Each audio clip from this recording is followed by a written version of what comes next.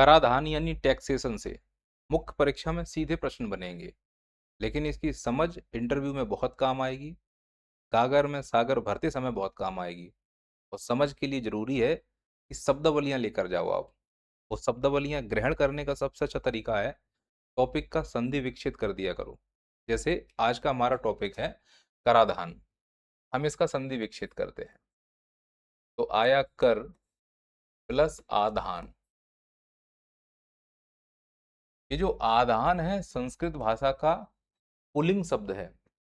इसको अगर हम इस टॉपिक के अनुसार अपनी भाषा में हिंदी अनुवाद करना चाहें तो मतलब होता है धारण करना। और थोड़ा सरल करूं तो इसका मतलब ये हो सकता है ग्रहण करना, लेना। या और सरल करूं तो इसका मतलब ये हो सकता है रखना।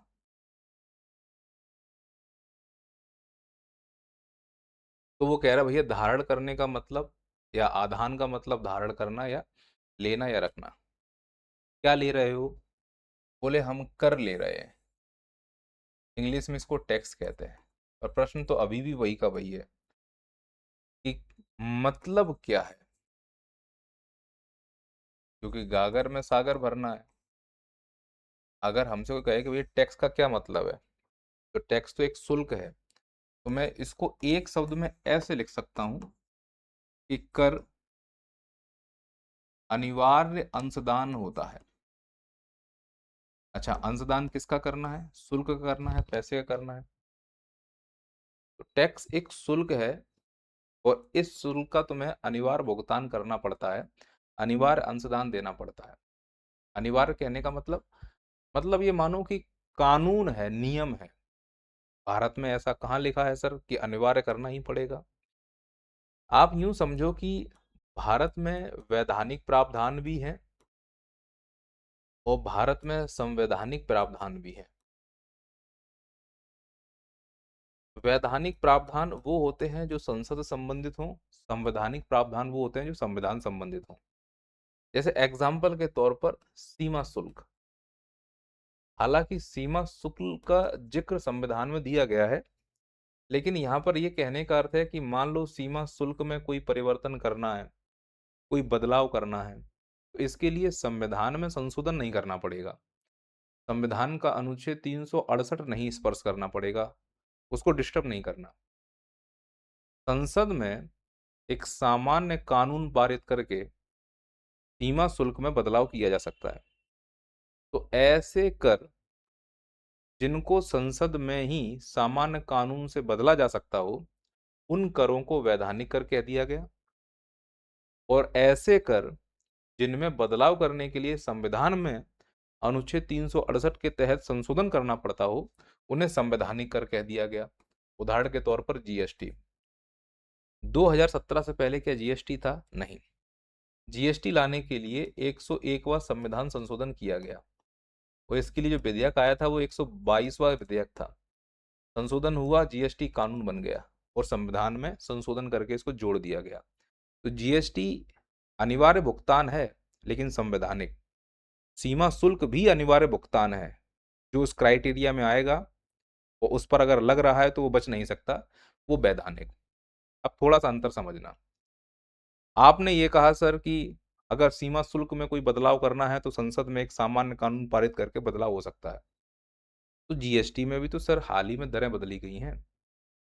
तो क्या संविधान में बदलाव किया गया है?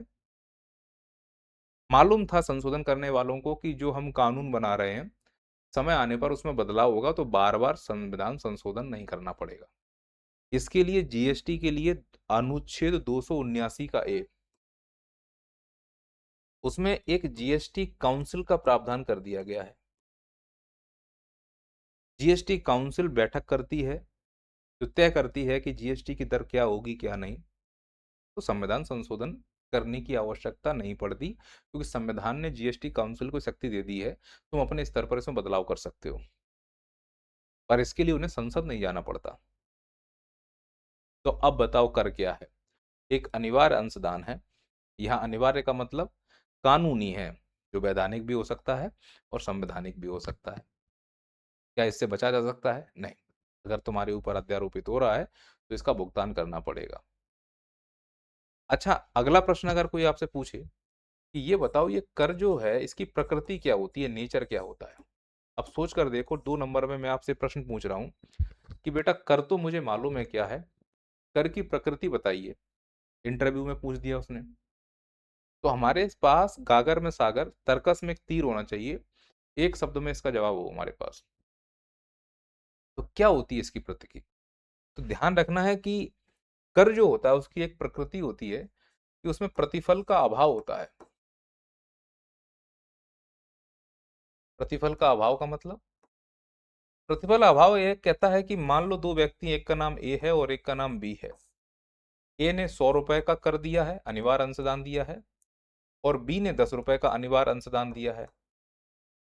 और इन दोनों को बदले में जो सेवाएं मिल रही हैं वो समान मिल रही हैं।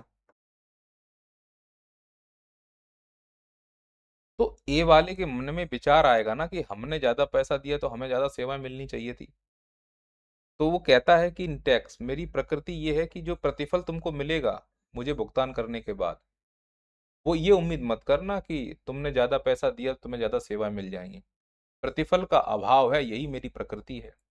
और इस प्रतिफल के अभाव को एक लाइन में कहा जाता है कि जो टैक्स होते हैं ना, वो क्विड प्रो क्यो, मतलब जैसे का तैसा। हालांकि इसका ये अर्थ नहीं होता है टिट फॉर टैट, जैसे का तैसा होता है, लेकिन समझाने के लिए। तो टैक्स क्विड प्रो क्यो प्रकृति के नहीं होते, प्रकृति के नहीं होते।